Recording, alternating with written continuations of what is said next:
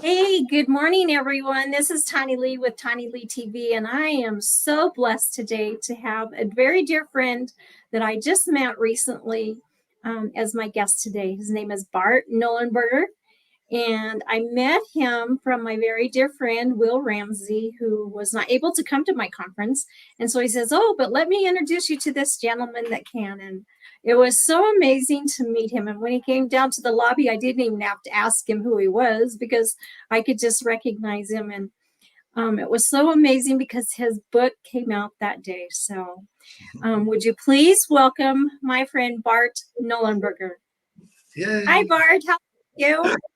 Hi, TonniLea. Thank you much for having me. This is so fun.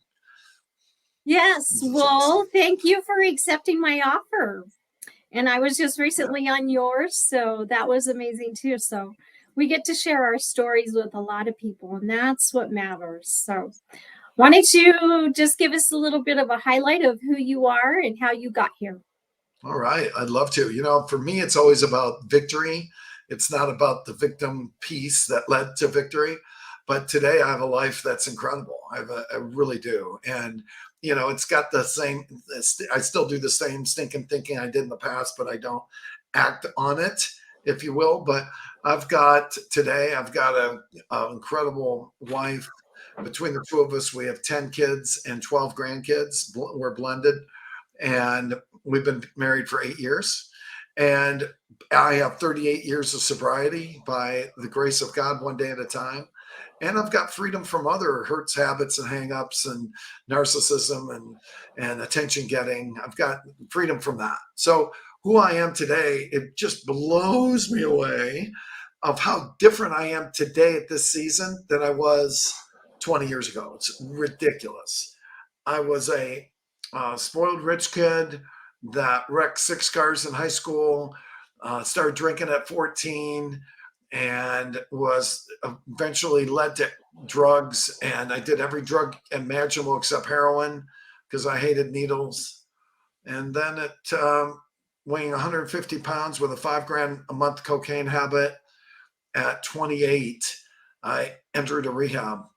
And here we are 38 years later by the grace of God. So God's using me, and what's interesting is if we look all the different seasons, I was a slow learner.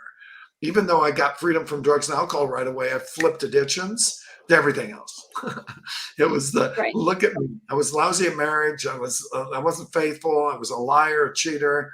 I was a used car salesman, literally, and I just wasn't a good person. And just with God not giving up on me and me not giving up on me, the work started to transition into some victory. And today I've got victory. And today I'm an author, which is just nuts. So, yeah, that's a little bit about my story. That is awesome.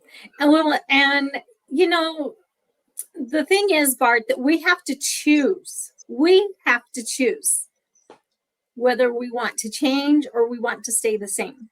Yeah. And you made the choice. Yes. And so give us a little bit of an idea of how you made that choice, what helped you stay clean, and then, and God, of course, because there is no other way. And he's the biggest and greatest healer ever. But give us an idea of how you got to, make that choice and why are you where you are today? Well, at 14 years old, I had an older brother, Bruce, who was a good friend of mine today, who was better looking, smarter, and he was 5 years older than I am. And because of that, he and I didn't actually grow up together. He was always in another season. At 14, I started watching what was going on around me. My dad had a drinking problem, but he got a lot of attention. My dad was always funny when he drank. My dad was the life of the party. And I, at that point, in an awkward state with a big nose and an ear that flopped and a lisp, a really bad lisp, I didn't have a lot of friends. And I certainly didn't like myself. I loved sports, but I was a lousy athlete, except for swimming. I got all my juice from swimming, and my friends, but my swimming wasn't at my school. It was at a club about an hour away. So those people knew me differently than the people that I go to school with. So my identity wasn't in swimming. My identity was in trying to be somebody I wasn't. And when I first drank, that first time I realized I could be anybody I wanted to be. And it progressed in wrecking cars, and it progressed in doing drugs. But I had success, but I was never happy. And I had financial success, but I was on the path to destruction. So one day I saw a friend of mine, and this was about 6 months before I actually went into rehab. And my friend was looking good. And see, what you have to understand, I guess, about my family is my dad was a car dealer. So even though I wrecked 6 cars in high school, every time I'd wreck one, he'd give me another car. And he would smack me on the hand, but that was it. And then my mom was a model. So there was the perfume on the pig. She always looked beautiful. She was a great human, but she wasn't going to deal with what was in front of her. She probably put, and again, it's kind of like Joan Crawford with, if you ever remember the Joan Crawford movie where everybody had, she didn't like wire hangers because she didn't want it to wrinkle her clothes. That was our house. And everything had to look just right. The image had to be perfect. And I had to hide what I was doing because it went against the image of the family. So anyhow, when I was 6 months, one thing I wanted to tell you is we had like 50 mirrors in our house. So every time I walk by a mirror, I'm checking myself out. I believed that who I was on the outside, and I didn't know anything about the inside. And we didn't know who God was. The family didn't know. So anyhow, a month, 6 months earlier, I saw Bobby Joe. Bobby Joe looked great. And I said, dude, he and I partied together a lot, right? And I said, what happened to you? You look good. And he said, I went to rehab. And I talked to him as if I was interested in just having a conversation, but I really wanted to know what that was about because I was begging for help inside. And I said, what's rehab? And he said, well, I went to 30 days and I got clean and sober. I said, well, I'm sure that was good for you. I'm sure you needed that. Congratulations. The next day I called that place, went in and had a meeting with them. I didn't let anybody know this. They sat me down and said, you need to give us 30 days. At that point, I weighed 150 pounds. I had a $5,000 a month cocaine habit, and I was drinking every day. And I said, I can't give you 30 days. I'm important. I was a finance manager at a car dealership. I'm kind of a big deal. I can't do that. She said, I can't help you then. I walked out, cried in the parking lot, and continued my behavior. 6 months later, I'm at work late at night. I thought everybody was gone. I had a 12-pack in front of me, paperwork all over the place, and a gram of cocaine in my pocket. And I walked into the bathroom to do a gram of cocaine or do some of it. And what I didn't know is my boss was there. He walked in the bathroom behind me. I tried to hide it, but he nailed me.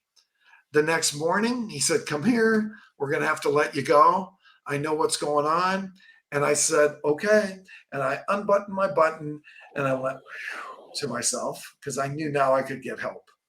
And I snuck out, didn't say goodbye to anybody. Next morning, I got on my knees crying to a God I didn't know for help. And within moments got an intuition to call treatment center. And I was in it within 2 hours. They said I wouldn't make it. I had all kinds of hiccups within that 30 days. But after 30 days, I graduated. So incredible.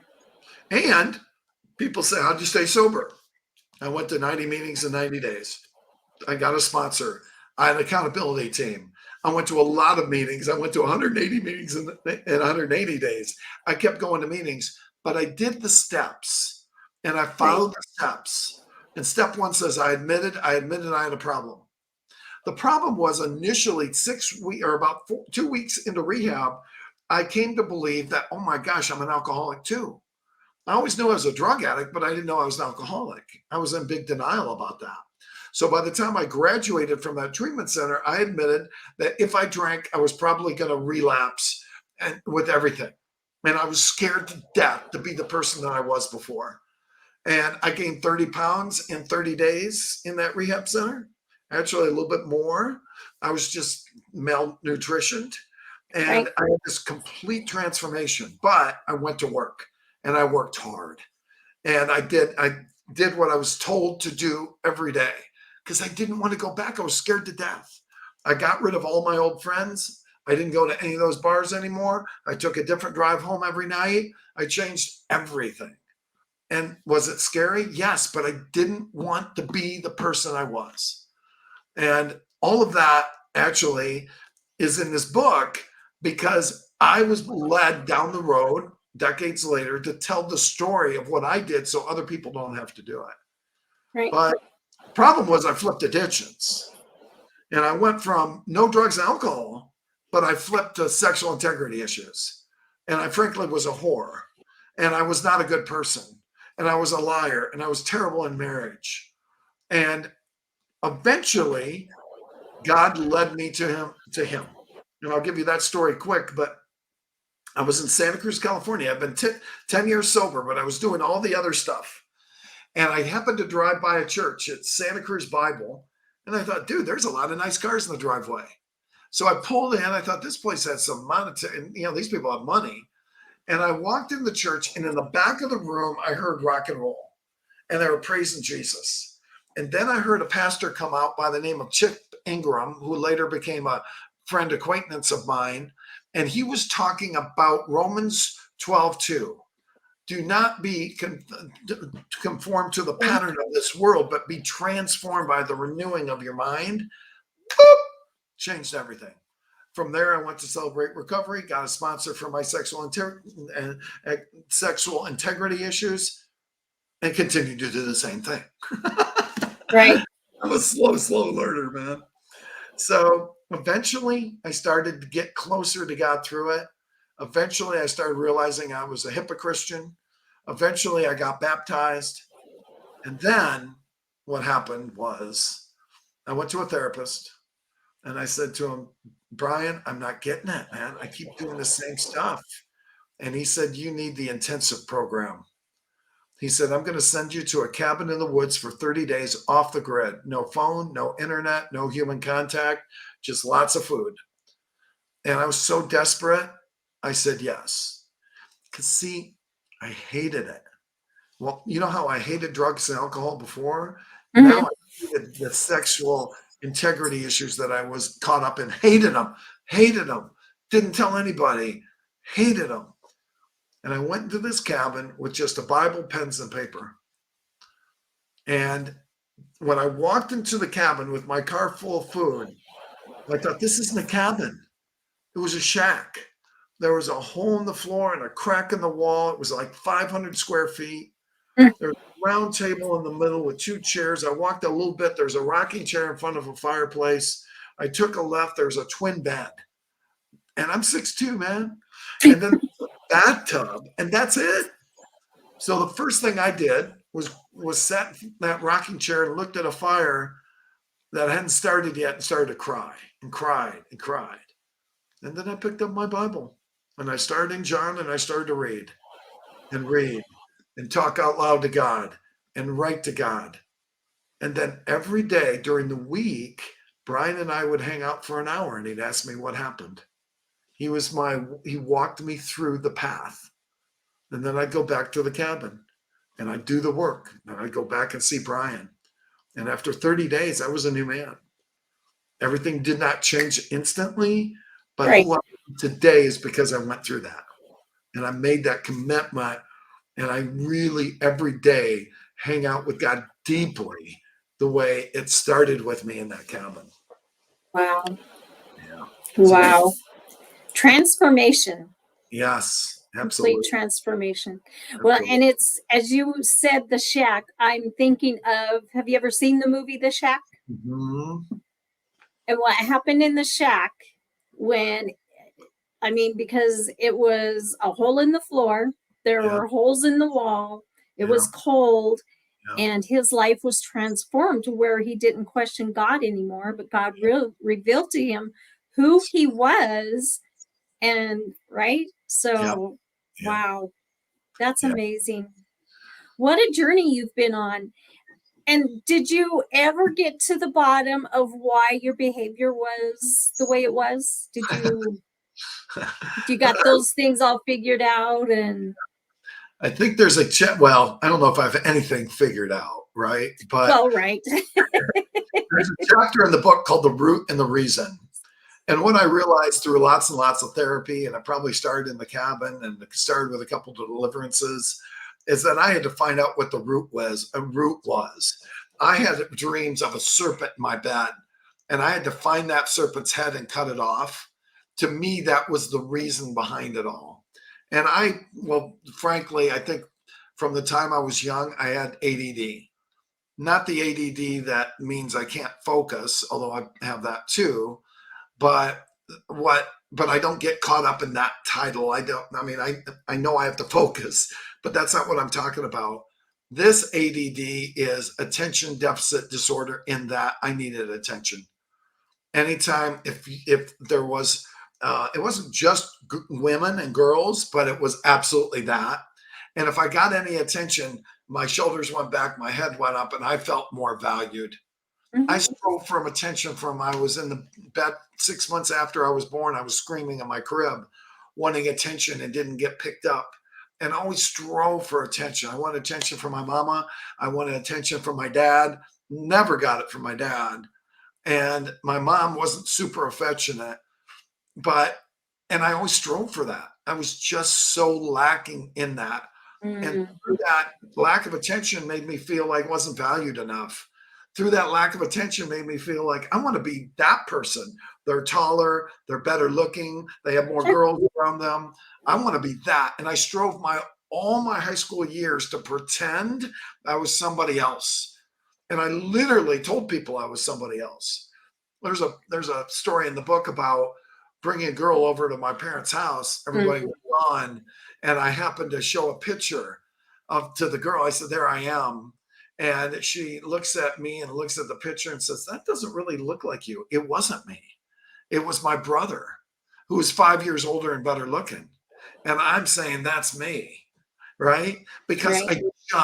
I knew better, but I was a liar and I wanted other people to see me differently. I was in such denial. And that went on for decades until I could love myself. God wasn't going to really give me more. I mean, literally, I always wanted to be a speaker. And I probably could have done it earlier, but the doors didn't open. And the reason the doors didn't open is because if I had been in front of 20,000 people and got all that attention, I could not have handled it. I would have blown up and fizzled out. He gave it to me when I was ready. Wayne Right. Dyer used to say, when the student is ready, the teacher Mhm. appears. And when I was ready to handle it with humility, with not it's all about me, but it's all about we, and get out of self, when I could handle it that way, gifts started to come. And that's when things started to change. So, I mean, in 2014, I met Mary. In 2015, we dated. I mean, we got married, I'm sorry. And we went to the K-Love Fan Awards in Oh. Nashville, Tennessee.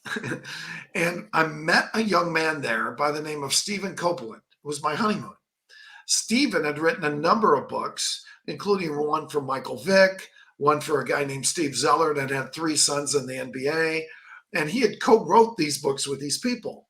And I told him my 38 years of sobriety and my other struggles. And he said, "That's a book." And of course I said, "Yeah, yeah." But he and I kept in touch. And 5 years later, we started the book together.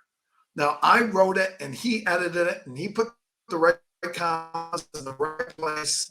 And it was a huge piece of putting it together with me. He get out all the information.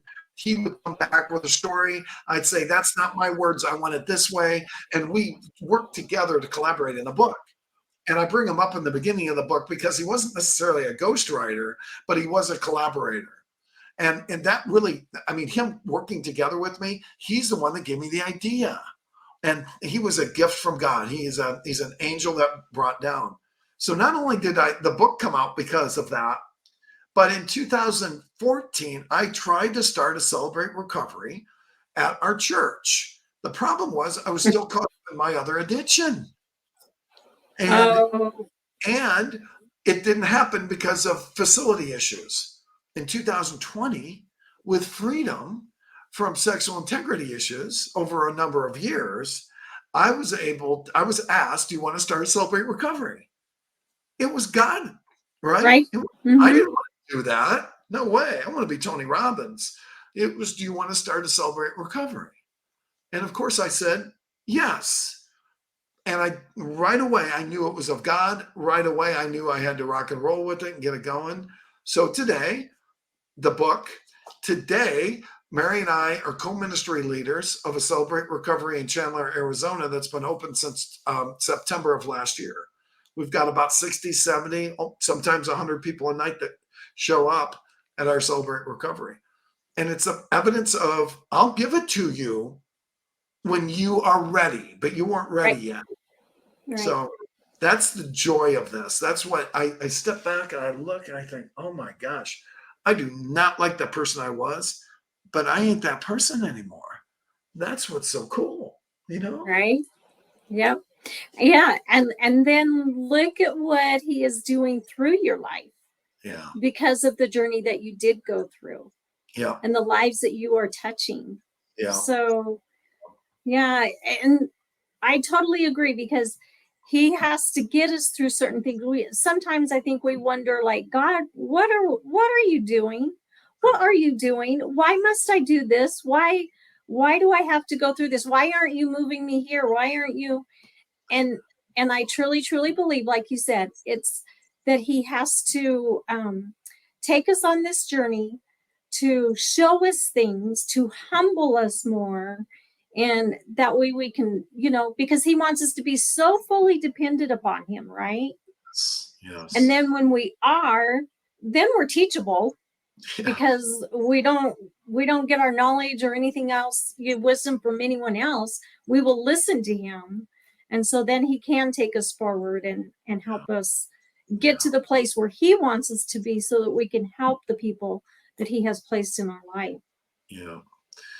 So, And it's fascinating that everything that I had to go through has its steps, right? You and I talked about this, that everything is in synchronicity. There was no, and we've heard this before. It's one of those adages that people say over and over again if they're believers. God does that for a reason. God doesn't make mistakes. Okay, that's good. In the moment, you think that, come on, man. But looking back, I realized, oh my gosh, that had to happen, and that had to happen, and that had to happen because those were lessons I had to learn to be where he needs me to be today, to be the best I can be for him today. So, absolutely. So I don't have to burn out now. I had to be stupid. I have a master's in stupidity, and I have did I tell you I have a doctorate? You got your doctorate in it. Yeah. Me too. And so I've had to go through that to get to where I am now. And what the cool thing is, though, it doesn't mean I'm not dumb today, but I call myself on it sooner, right? Right. And I don't have to act out on dumb. There's a part in the book where I say, if I, was like thinking of doing something stupid, like since I've got alcohol and drugs as my history way back, I feel like drinking. And then I ask myself, why do you feel like drinking? Because if I drink, it'll make me feel better. Okay, what's going to happen if you drink? Well, I'm going to drink another one. And then what? Another one. And then what? Another one. And then what? I'm going to puke.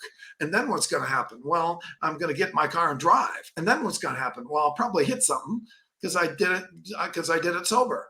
And then what? Well, I'm going to get thrown. I mean, so I took the whole story. I learned that in early sobriety to take the story all the way through. Today, I don't have to take that whole story, but I have to say, think about what you're thinking. Is this where you want to go? And right away, I know, change my thinking, change my result, right? Right. Yeah.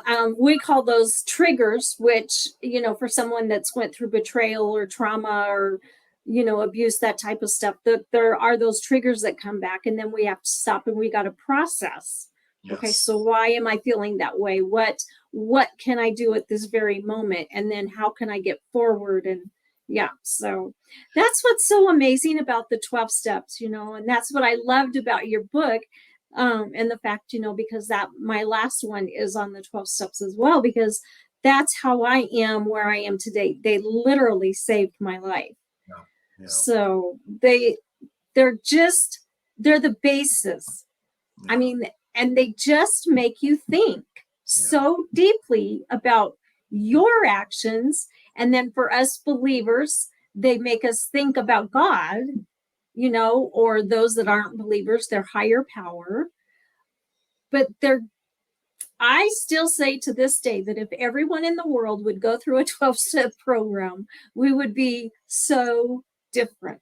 Yes. So tell me about your Celebrate Recovery, because I know they go off the 12 steps too. And so how do you go through that? Does your clients also, you know, get to the point where they finally figure out why they got into these sort of behaviors? Yeah. Well, it's funny you should say that, because, and talk about coincidence, we talked about finding that serpent's head and cutting it off, or what the root, whatever, or finding out why we do what we do. I have a belief system that, yeah, we need to go back. Every therapist will take you back, I guess, and find out where the root is. If you don't figure out what the root is, which you asked that question, what a great question, then you're going to still probably repeat. Right. And that's what we all want to do. We want to find out what the root is, get through it, and move on, right? You don't want to keep going back to the root. Once you find out the root, talk to somebody about it, get somebody involved, have an accountability partner, a sponsor, get it all out, and then burn it up, be done with it. So step one, of course, is admitted we're powerless. Step two, came to believe. Step three, made a decision. Step four is doing a fearless moral inventory of ourselves.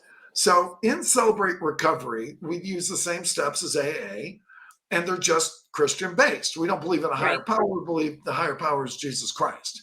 And we get more specific with the higher power, not just a higher power, it's Jesus. Yes. That's the difference. And they use biblical principles throughout the 12 steps to guide us. So in Celebrate Recovery, if you walk into a Celebrate Recovery, there's usually food, and then there's, just like small church, there's worship, and then there's either a testimony or somebody telling their story, or a lesson on one of the steps.